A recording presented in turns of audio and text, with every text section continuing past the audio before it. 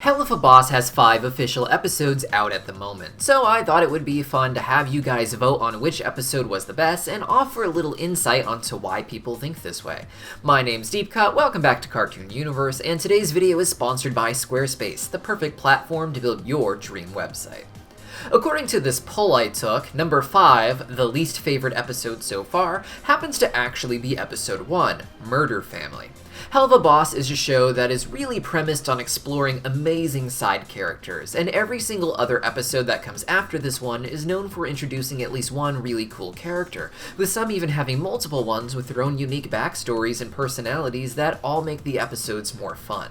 The first episode, by contrast, really only sets up what the series is going to be, giving us the most basic look into the lives of the characters to really just set the stage for what they have planned coming next. Interestingly, the show is about going to Earth to murder humans, but the reason VivziePop says she made the show was to give themselves a vehicle to explore the other rings of hell, as Earthborn sinners are trapped in the Pride Ring for the main series, Hazbin Hotel. So a lot of future episodes don't even deal with the actual plot of the series, and instead show us more rings of hell, which tend to come with the cooler characters.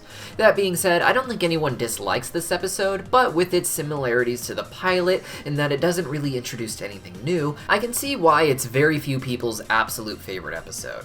Number 4, everyone's second least favorite episode, actually happens to be episode 4 of the series itself, Cherub. I was greatly shocked by this, because for me personally, episode 4 is probably my favorite. The Cherubs are such a fun addition to the story, with each of them having just enough nuance that I can see their dynamic being incredibly funny going forward. They also serve as real antagonists to Imp, not just on the physical level, in that they get to have these awesome fight scenes as they battle for the fate of one man's soul, but in that they represent an ideal moral standard that Imp could never have. By the end of this episode, we see that the Cherubs can't even hold their ideal moral standards themselves, and they really were only egregiously good because of the way that they were raised in heaven.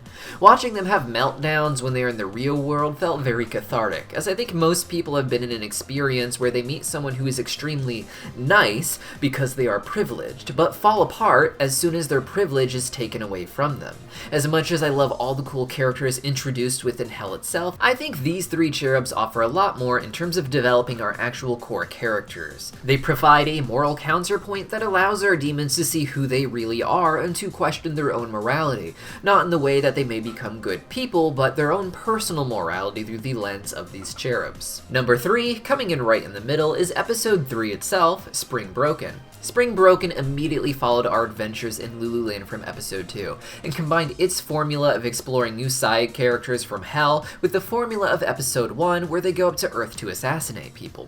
Veronica as a human and succubus is very clearly loved by many fans, but I think after meeting RoboFizz and Stolas, people were beginning to feel overwhelmed by the new characters on some level, and were having a harder time investing in them with each new episode. For those who did vote for this episode, I imagine that part of what drew them in, outside of Veronica herself, was the actual use of the show's main characters at IMP, who can often feel like extras in their own stories. Luna in particular was practically non-existent in the last 2 episodes, so seeing her not just join the gang but really have a story really resonated with people. I think people really enjoyed also shedding some light on Blitz and Luna's relationship while also continuing to evolve it from what it was before. We've got more episodes to break down, but really quick I just wanted to talk about the sponsor of today's video, Squarespace. Squarespace is a website building platform with a variety of templates to make building your dream website as easy as possible. They have a variety of options for people who want to show off their art and animations, or advertise their services, or show off their portfolios, or develop unique ways to interact with an existing fan base by creating private membership communities, allowing a way to use your YouTube channel combined with your video blocks to create exclusive content for fans. We're using Squarespace to create hasbinlore.squarespace.com, a place where myself and several volunteers have come together to comb through all of the behind-the-scenes information for Hazbin Hotel and create a public resource for fans doing research on the show. Head on over to squarespace.com to start your free trial and see how easy it is to build your own site. Once you're ready to go live, use squarespace.com/cartoonuniverse or coupon code cartoonuniverse at checkout to get 10% off.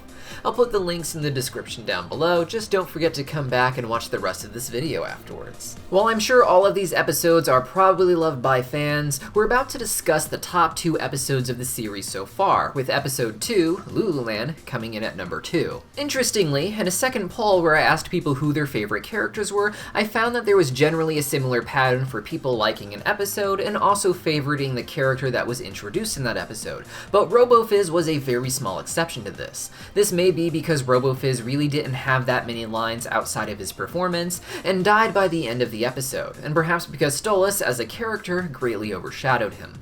The real reason this episode ranks so high, however, is probably because it reveals just how much potential the show has. Within the opening scene, we see Stolas take his daughter and the audience on this magical journey through space, where he sings about how the power of a father's love will protect her even after he is gone.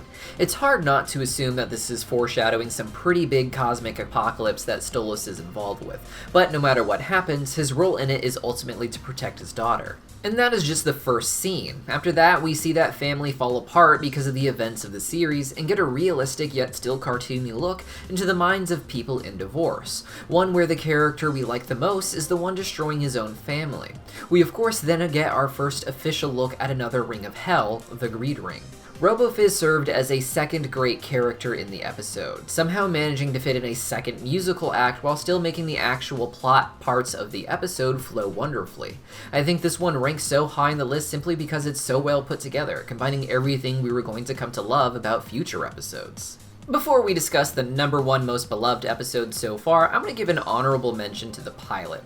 Like with episode 1, Murder Family, it is a somewhat generic look into the life of the main characters, who really serve more as a vehicle for the side characters to be explored in the show as a whole. But in the pilot, we really see them bounce off of each other in such wonderful ways. I personally loved the original voice of Millie, it felt charming and unique, and getting to see a day at the office where the gang is just dealing with nothing but each other is absolutely hysterical. The weird use of flashbacks definitely made it hard to keep track of what was actually happening at any given moment, but it was perhaps the funniest thing to come out of Helluva Boss as a whole. I prefer plot, story, and character-based episodes, but I would love if every season we at least got one episode like this, where it's just the characters annoying each other with no other pretense other than trying to get through a workday where they might not have very many clients. I think this is where Blitz and his over-the-top abuse of Moxie shines the best. Finally, number 1, and the fan favorite episode according to this poll is the most recent episode, episode 5, the Harvest Moon Festival.